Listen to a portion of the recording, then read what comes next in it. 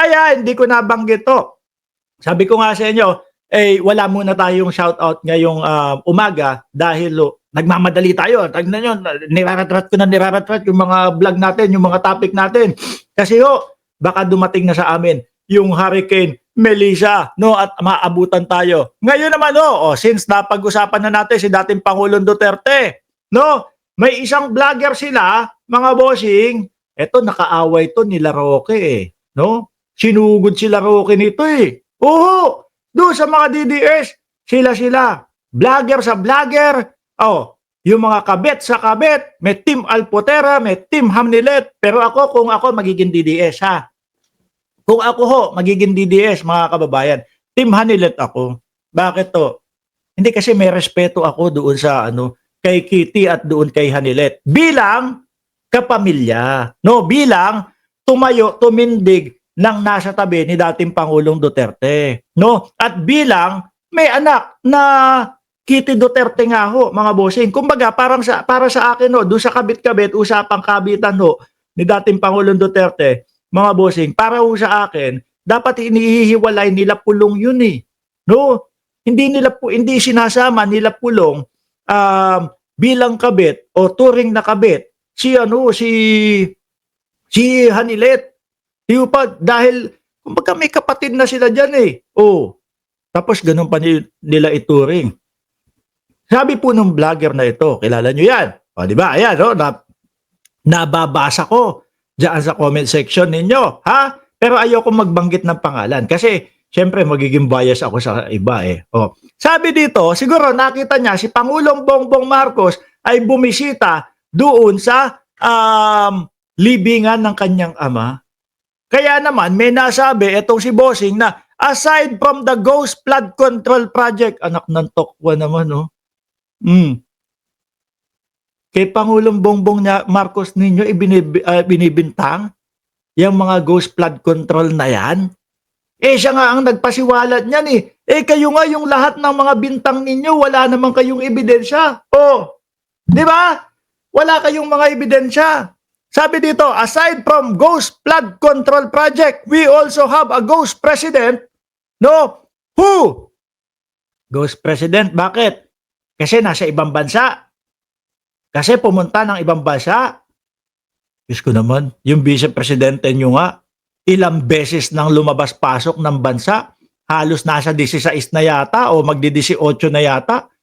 Yun na lang yata ang ginawa ng Vice Presidente. Simula nung Marso nang nakulong ang dating Pangulo. Di ba? Sabi dito, aside from the Ghost Flood Control Projects, we also have a Ghost President.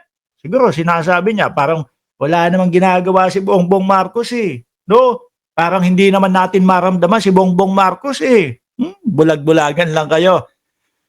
Who is talking to his ghost father? Siguro mga boss G. Pamuser, nakita niya na kinakausap ni Pangulong Bongbong Marcos. Normal naman sa yun? Sa tao na gaya natin, di ba? Buong mundo normal sa tao yun. Kumakausap ng mga, kumbaga, pabulong kang kumakausap. Naniniwala kasi tayo na naririnig nila tayo.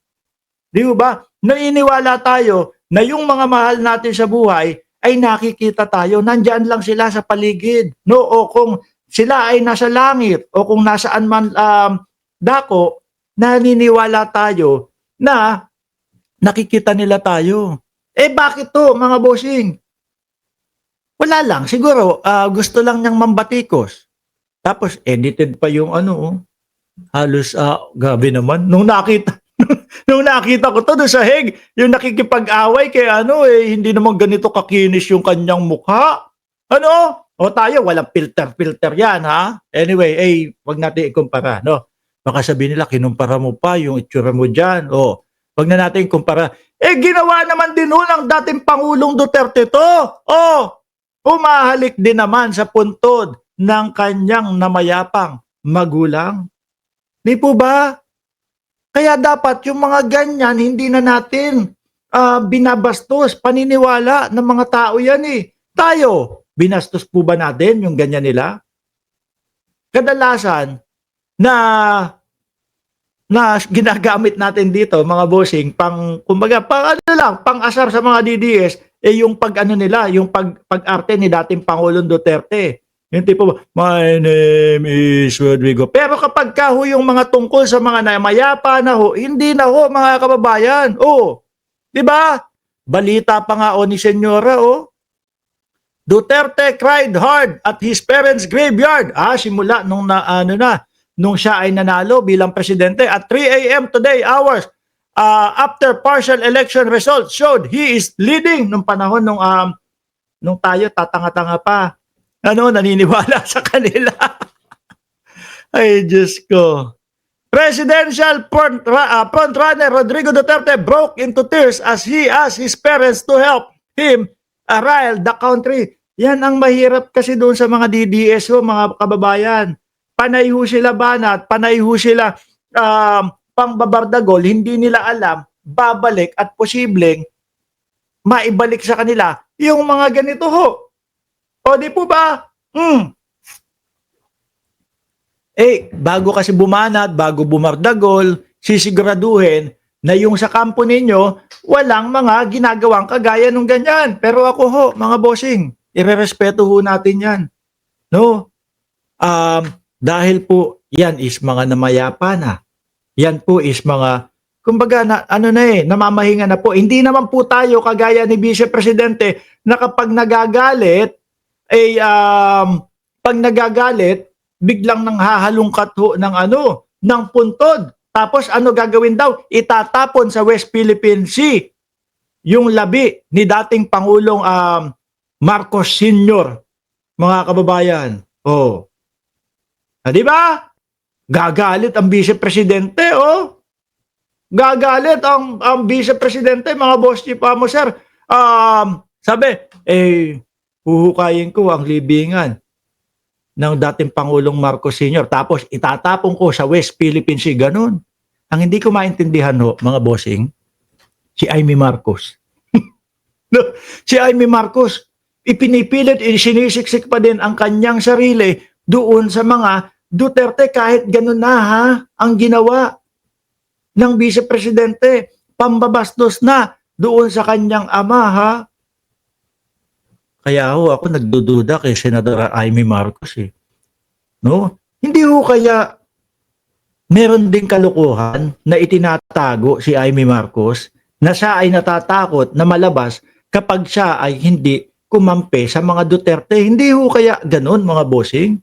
Nagtatanong lang tayo kasi ako bastusin mo yung ama ko na nayumao na mga kababayan, hindi na tayo mag-uusap habang buhay. No? Depende na lang kung talagang hihingi ka ng tawad sa akin o hihingi ka ng tawad o ganito. Pero bastusin mo yung ama ko na yumao na, mahirap na tayong magkaayos. Mahirap na tayong magkaayos. Pero si Senadora Amy Marcos, parang siya pa yung nagsusumamo o parang siya pa yung nagpipilit ng kanyang sarili doon sa mga Duterte, mga bossing.